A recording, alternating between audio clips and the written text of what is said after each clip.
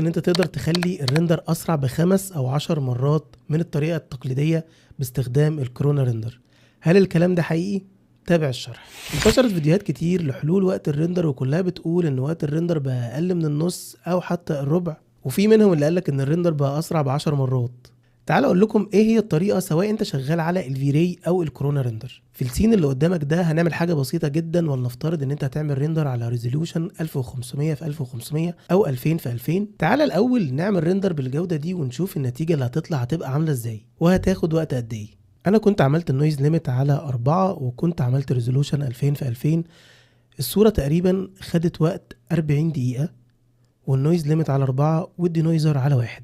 يلا بقى نعمل زي ما الناس بتقول وتعالوا نطلع الصورة دي في ربع الوقت. كل اللي هعمله دلوقتي اني بدل ما هرندر ب 2000 في 2000 هرندر 4000 في 4000، وهو ضعف مساحة الصورة اللي انا هبدأ ارندر عليها. وبعد كده هروح على السيستم، ومن السيستم هخليها تنت بدل هاي كواليتي، وبعد كده من قائمة سين هعمل النويز ليميت يكون 10، وفي ناس ممكن تعملها برقم اكبر من كده، بس دي اول تجربة وتعالوا نجرب الرندر على نويز ليميت 10. ومن هنا هخلي الدينويزر الهايبريد انتل والجي بي يو، واخلي الاماونت بتاعته 9/10 او 1.